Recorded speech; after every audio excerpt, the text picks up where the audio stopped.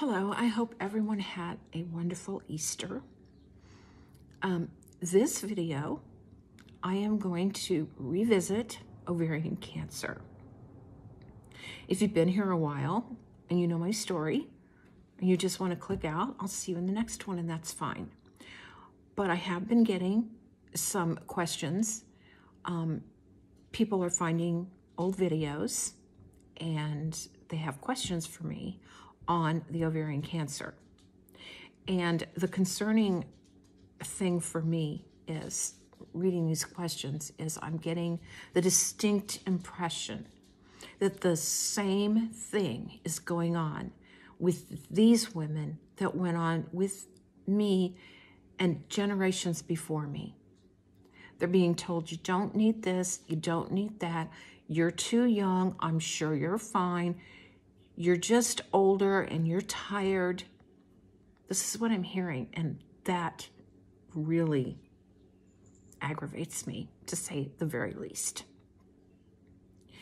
If you are one of the ones who has seen my previous videos and have questions about it, I want to tell you right here and now that you, and only you, can advocate for yourself.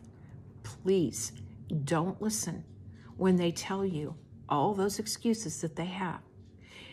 Just remember that that doctor's sitting there telling you, you don't need an ultrasound, you don't need a blood test, you're just older, everybody's tired, you're too young. Ask yourself, what is the sweat off of their back to not order these tests? They just type it in a computer and you go have it done. It's on you. It's on your insurance to pay for it. Or if you don't have insurance, figure out a way to pay for it yourself. If you want it done, it is your right to demand, if need be, that you have these tests done. These tests include an ultrasound, pelvic ultrasound, a CA 125 blood test, which is not definitive, but it gives them an estimate, kind of tells them if something's going on. And then a complete blood panel, CBC and all of it, just to see where your numbers are. So just to make sure that, like your potassium's not low or you're not, something else weird going on with in your blood. Those three tests, I would think, would be the first and best line to figure out what is going on with you. And if you think that there's something going on with you, there very well could be. We do have instinct, and we women know. We just know when something's not right.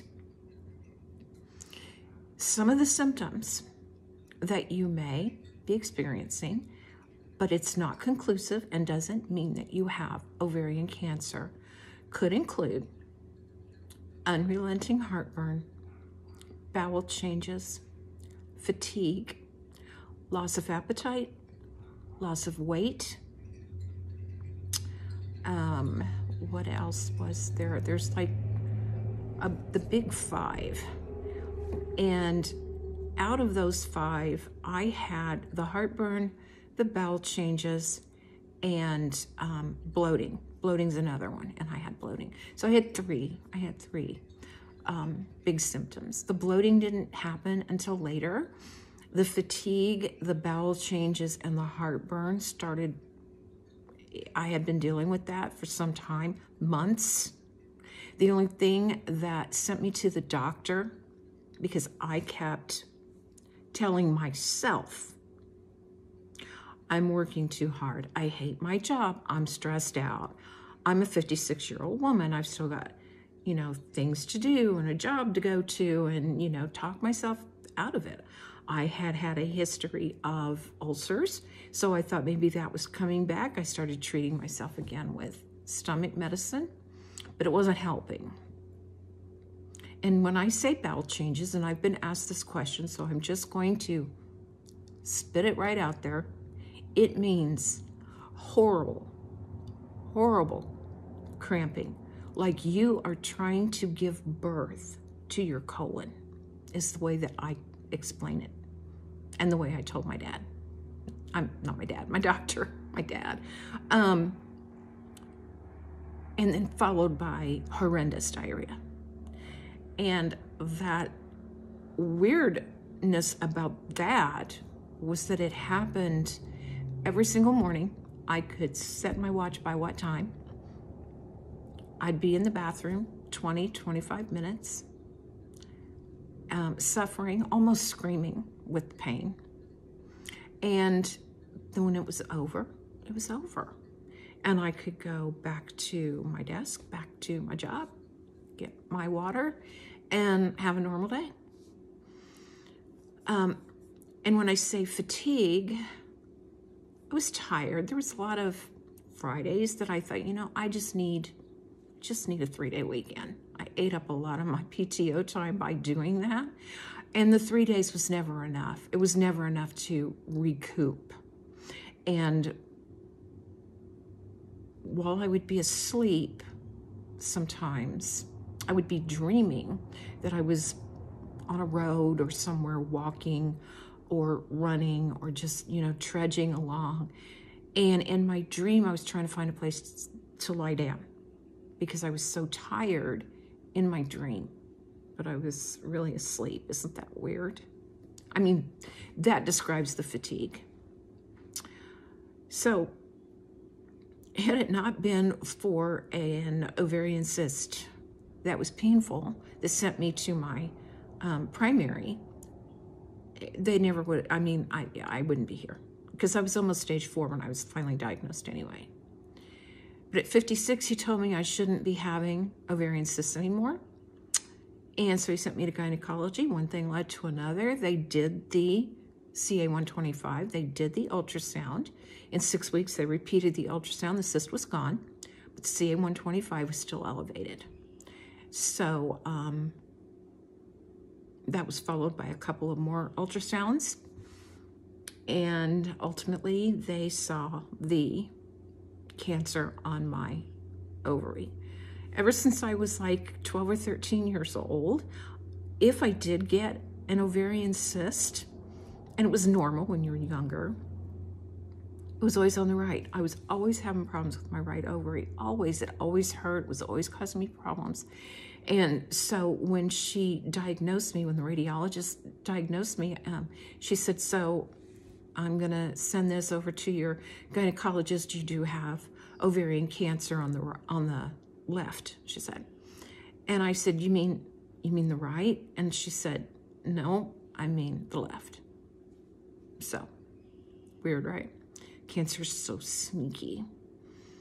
So after that, I was pretty much whisked into surgery within a couple of weeks, and it was February 29th, leap year, 2012.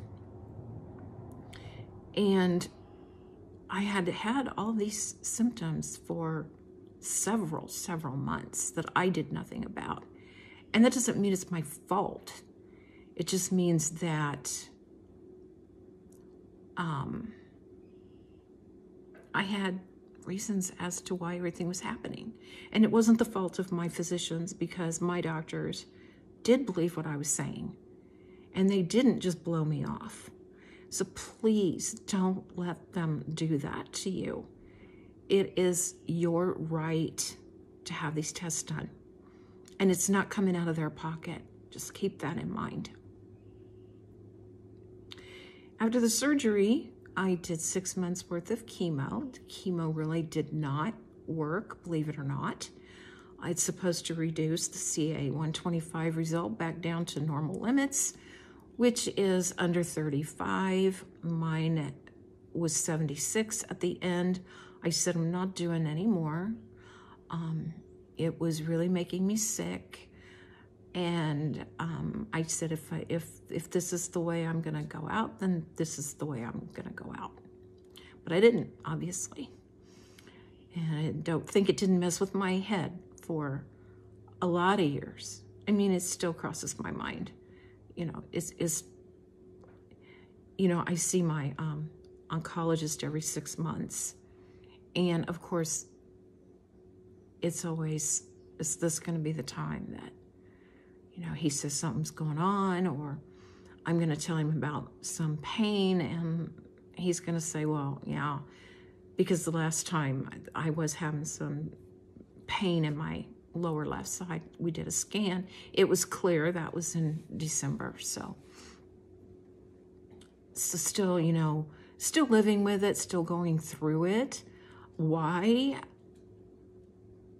I was cured of it, I don't know. Unless I had enough chemotherapy drugs in me that they continued to work, you know, even after the fact. My CA-125s are now running in the 50s. That's a little high, but we can't find anything. So here I am. Sorry about my dog. We'll go in the other room. So I wanted to really direct this video towards those of you who have found my previous videos and are experiencing some pain, some symptoms, and are asking me questions about it. And like I said, the thing that upsets me is that it sounds like a lot of you are just getting brushed aside, or, you know, the doctor is just telling you, you know, like I said before. And it's not up to them to tell you that. It's up to them to order tests and make sure that you're okay. And I am not by any means saying that because you have heartburn that won't go away, or you're tired all the time, or you're having weird bowel symptoms, you know, that does not mean that you have ovarian cancer. However, if you feel like you are sick and you're scared and you feel like something's going on, advocate for yourself. A lot of people that I have come across in this community of ovarian cancer survivors have the same story, that they had to advocate for themselves to get done what they needed to get done to put their mind at ease. And you deserve to have your mind put at ease, especially in these times. You don't need to worry about this along with everything else that's going on. I hope this helped someone. I feel kind of like I've been babbling, but that's my story and that's my recommendation. And that's what I want you to do if you're in those shoes, is just tell the doctor, don't be afraid. They're just people. Don't be afraid. And let me know if there's any questions. I will answer you.